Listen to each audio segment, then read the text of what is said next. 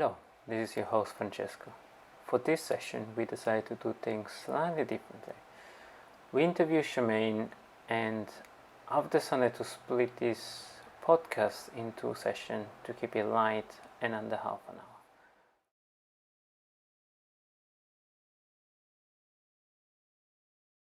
hour. Thank you for making your time today. We want to welcome Shamane today in the call. Hello, Shamane.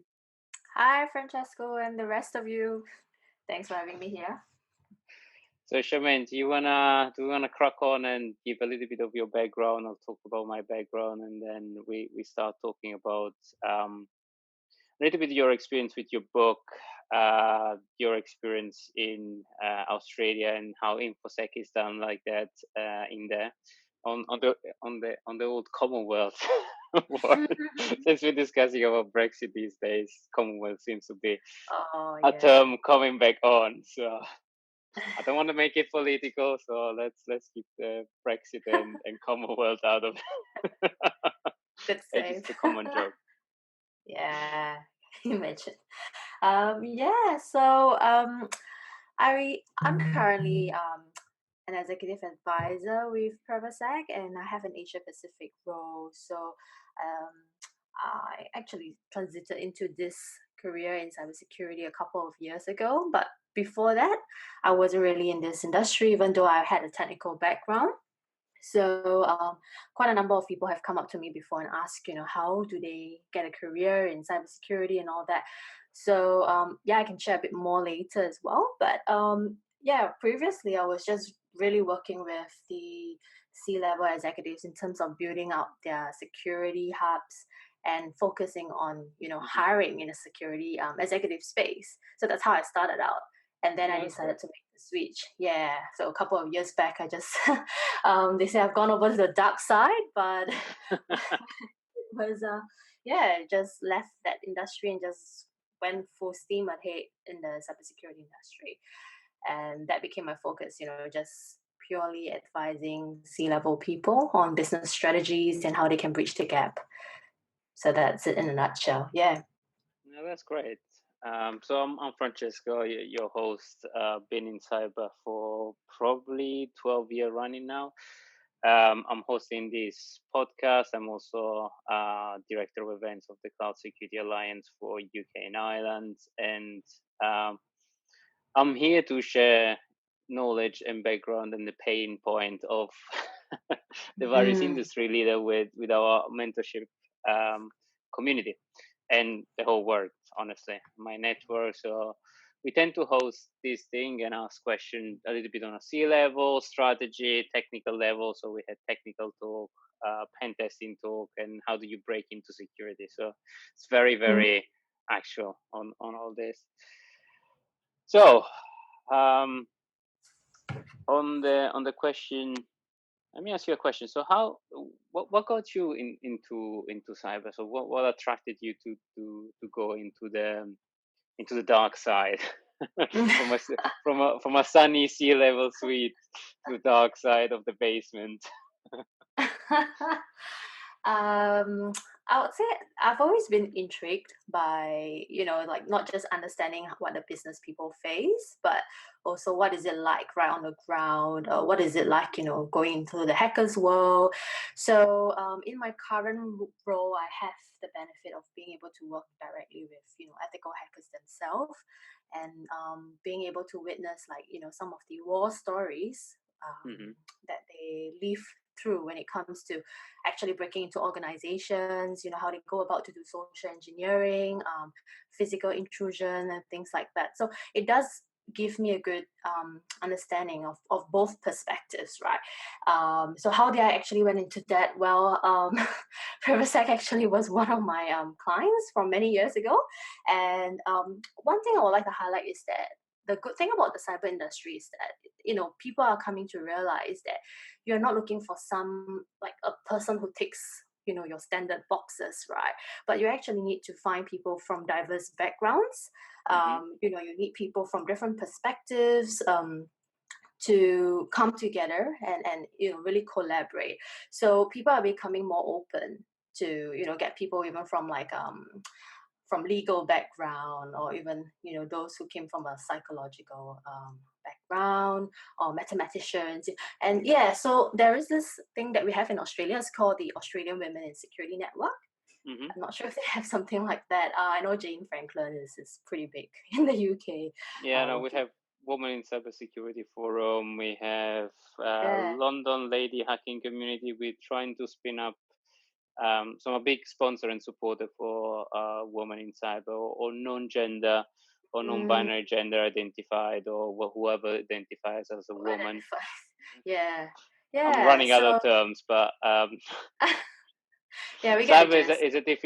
cyber is a difficult space, and especially with the recent Cloud Security Alliance, I was trying to get half of the speakers to be Mm, female-led, and the conversation that we had were actually challenging. And mm. also, there aren't that many women that are in this space, and especially if you narrow it down to cloud, it's even challenging. It's even more challenging. Yeah, that's true. So I think I first found out about AWSN through someone actually who invited me, and I was really pleasantly surprised to find that there's a community, where they're really supportive. They're also really vocal about the challenges that people face in terms of being in the industry, or even attracting new talent into the industry. And when I heard about like the real challenges, and also saw for myself that Hmm. everyone is just really welcoming, and I'm not just talking about like the women there, but there were a lot of male allies as well that showed great support, and they were able to see potential Hmm. in the new people trying to get into the industry. Then they gave that sort of platform to help them get Push. there. Yeah. So that was something that I guess gave me that, well, many years ago, gave me that encouragement, right, to take that step forward. And ever since then, I would say this industry is really quite different from like maybe IT industry or other Mm. industries that I've come from.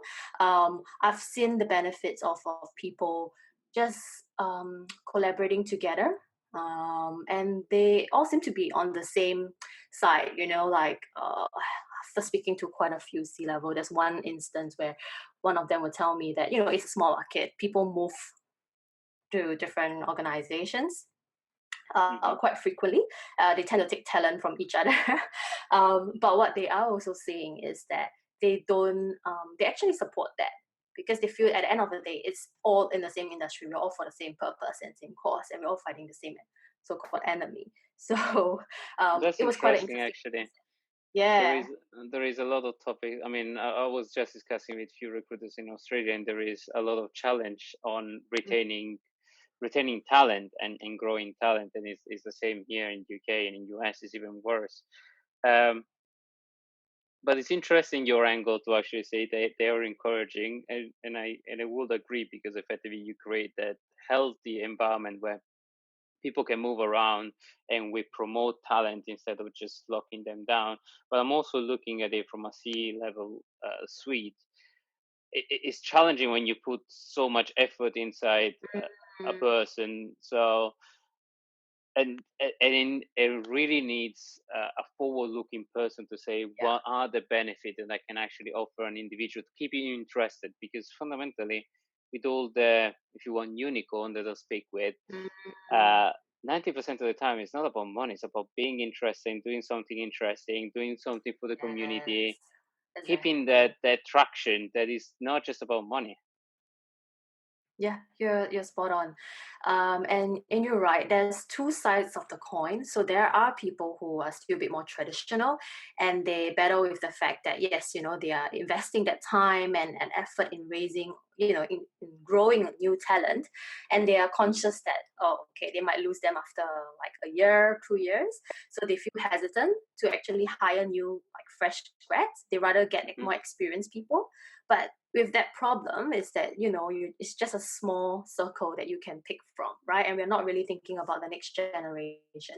And then on the other side, we have people who are a bit more forward thinking, like what you mentioned, and Hmm. those are the leaders that I was really pleasantly surprised to see. There's quite a number of them at the C-level that have Interesting. changed their mindset, and they have come to terms with the fact that yes, they will have to invest in developing new and good talent, but they are mindful they won't be there for long, and they're okay with that. So I've had a few stories where they even like help someone else prepare for their job interview with another organization, Hmm. and this is Oh, like really? happening internally. Yeah, I know. That's really forward looking.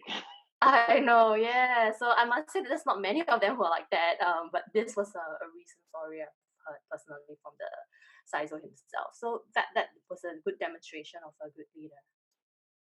Interesting. It's really interesting. Now here, I think aside from few forward-looking C-level suite that I've been interacting with, it's it's much more traditional, and we see that also with the organization that I collaborate with, IC Square, ISACA, Mm, ISB.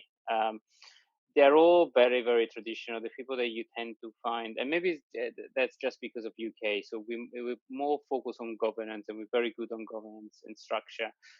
But then when you come down to the engineering level, it's a little bit different for us. So mm, I think there is, so in all the client that I have and role that I do, I tend to do a hell of a lot of education on the C-suite, on what cyber and how to retain the talent. And I'm not seeing people that come from that side of the industry. So I think mm. maybe I put it this way, and you can quote me on this. Maybe in 10 years' time will be better. But cyber is so interchangeable and change and a changing Yeah. landscape that you never stop learning. So I think we need to build more generalists and that relies on then specialists. And specialists can be anybody in the organization. So on your point, Shamaine, Mm. I like the idea to actually upskill the legal people, upskill other talent, because we have a talent shortage and we need everybody. Security is Yes. everybody's responsibility, as me and Tanya say. Yes. Exactly. everybody Yeah. everybody that come on my presentation is sick of that word.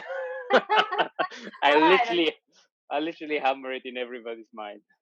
Okay. So I guess all your loyal subscribers would have heard this many times, like Yanis and Naivan. Yeah, Yeah. no, we have diverse attendee at every call because we have such a diverse audience and Mm, speakers. So sometimes we talk about pen testing and we get more traction on the that's on the, on the brilliant. technical Yes. stuff, and then we have more generalists or more C-level suite. So they want to know how to answer question, and Mm. uh, yeah. So looking forward. You want to talk a little bit about the book Well, since I'm just it's thinking. fresh off the press almost. You can smell the ink.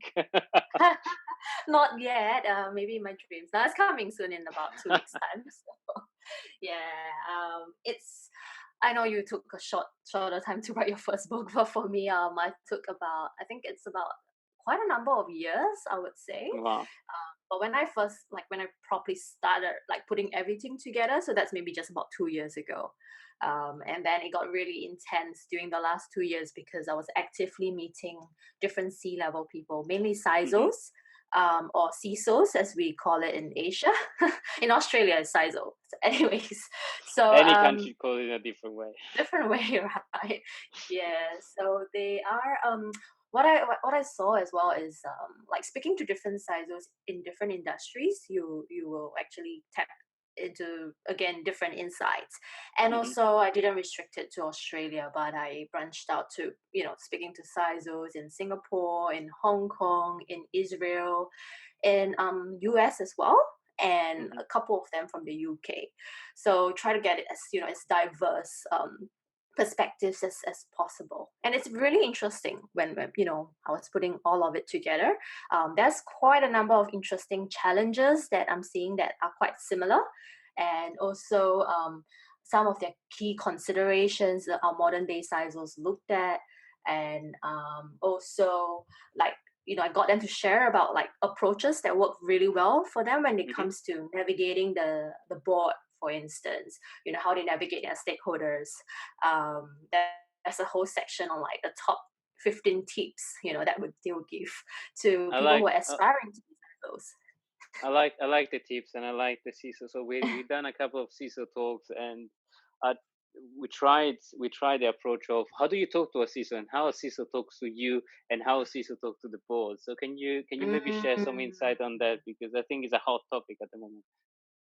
Yeah, so I would say I did break it down quite a fair bit in the book, but at a very high level, maybe two key things that they've highlighted. One is that they take the time to really understand individual risk, and Mm-hmm. like how does it speak to the individuals, because every like board member comes from different backgrounds, they have different understanding of security and cyber risk, so it's about really taking the time to go down to that individual level. One the second thing actually that came out quite a fair bit is, interestingly, they have realized that actually one CISO was telling me that these days it's as if you really need like a MBA in Yeah. business and communications, just learning how to talk to the different stakeholders. So yeah, so that's something that they have Interesting. realized. Mm. Interesting on that subject, because I just putting together a comms plan for just all the cyber Ah, initiative we're doing, internal and external. So I think, especially for highly regulated industry, it's more and more coming into scrutiny. So I'm very public on whatever I do. I'm talking to journalists, I do interviews. So especially working in financial service, you might have touched on some of this. It's challenging because we are security professional. We are supposed to be thought leader and be out there and share what we know. But also, if you look at the social engineering aspect, or the fact that we fundamentally represent the brand, is challenging for us to share information. So what's your thought on that? On how much can we share and how much, what's the challenge around that, or if it's just me facing this challenge, or is a whole sentiment around the industry, sorry, so you're saying like sharing the challenges or internally or sharing information externally, so having a comm across plan. industry? Yeah. Oh, oh right. So how much do you share, how much information do you give Yeah, out, and how do you balance being out there, helping people, yeah, being a thought leader, and being talking at conscious conferences, that the information might be used, against you exactly, sometimes. against Yeah, you or that's a against your tough. brand. Mm, it is a tough one. So I'll say there's two sides. One is that I've seen a lot of CISOs forming like a good community where they talk among each other in a Chatham Hmm. House rules sort of environment, and in that context, they do share their challenges that they face and share certain information, and they use it to help each other. But it's in the context of knowing there have to be some sort of mutual trust going Hmm. on, and they do know each other. They have become friends over the years, so that is a smaller group setting, where they have formed like some sort of forum or roundtables. But there, on to take it at a different scale, there is so there's this government CISO that I was talking to as well, and then we talk about like how about countries sharing information with each other, Mm. and like the intelligence that they're using. I mean, they are also conscious that sometimes if you're using a certain country's intelligence or product, for instance, they are mindful that maybe they're not getting the whole picture, but they're also conscious that the other country is also getting information from them. So I mean, Mm. it's like, It's a yeah, it's trade-off. a I think tough it's a one. risk-based exercise. And actually, on the term of sharing, I know you started a forum some time ago Hmm. in your area. So do you want to talk about how that meetup, the cyber risk meetup, came about? Ah, right. Yes. Oh, that's a a good circle back to that. That's smart. Yeah. So, I started initially when I was actually quite new to the industry, or rather, I was really keen to just learn as much as I Mm. can from different people, and I realized that there are a lot of speakers out there but at the sea level, maybe I feel they're not very comfortable with sharing like Mm. real practical experiences because of what you mentioned earlier, right? Because they're conscious they're representing their company and their And organization. the brand. Exactly. So they don't feel very comfortable to be able to share that personal opinion. And they have to go through a lot of hoops in order to get Yeah, approvals. I have my PR team screening every single thing that I say and review and approve. So I feel Oh, that pain. wow. Okay, wow, but you managed to do a lot of things even with Yes, your PhD, so that's quite good. Yeah. So what I would find is that they it's quite difficult for them to be able to speak freely in a public setting. So hmm that's how I got the idea that hey, the Cyber Risk Meetup is not an official platform. It's not like and we're not meant to it's compete not with the other. public. Yeah, so we're not competing with ISACA or in Australia we have the ASA or ISE Square. Rather, we are there hmm to really complement what they're doing. So I'm trying to find that gap where I can still build a community and allow the community to hear directly from the C level, but it's not an official platform. That's So very that was that's very interesting approach. yeah. So actually, it turned it just started off as an idea, and I didn't expect it to take off so well. Like the very first session we had in Sydney, we had like it was full house. I think we had about 100 people turn up, Wow. and then from then on it was history because we only run it once every 3 months. hmm Um, in Sydney now, like more than 250 people will try to register, and I just don't have space. So so yeah, it will be like yeah.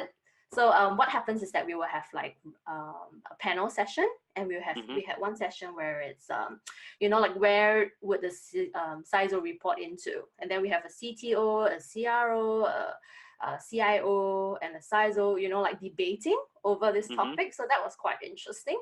And then when GDPR came out and stuff like that, we Of had like course. yeah, I had like a law partner debating with another one on like the privacy laws, and so it was quite an interesting format. Like I try to follow like TED Talk styles, hmm and usually have like not just panel segments, but short TED Talks, like 15 to 20 minutes. And then the speakers are encouraged to deliver it in a really engaging way, and the good thing is that they were able to share real things, like hmm about maybe certain breaches that happen in their organization, even because it's a shut-down house rule environment. So that gave them the assurance as well, and I guess that's where people benefits most because you get to hear the real things rather than just the fluffy sort of Fluffy talk. present. Yeah, no, it's real thing, Yeah. and I think I see that a lot in UK that there are a lot of conference coming up industry, but where I see the real value of myself and my peers is smaller events, more targeted. So actually, on the topic, I'm spinning up a similar forum, but just for financial industry, so that among a number of banks we can actually talk and share information, and Yeah. that's coming probably towards the end of the year or beginning of next year. And I'm Oh, probably that gonna will be a follow the good same one. format, your same format. So Okay, yeah. happy to share idea and what works and what doesn't work. Oh, yes, definitely. Yeah, looking We forward to hearing more about yours too. we Yeah, can partner so it up. yeah, definitely. Yeah, who knows, right? Because like we started out in Sydney and then now it's in like Melbourne, in Perth, in Brisbane, and it's in Singapore. And who knows, you might be able to run one for us in the UK. Yeah. So yeah, you never know. For the first part, we're gonna meet back Shamane in the second part with more and more questions.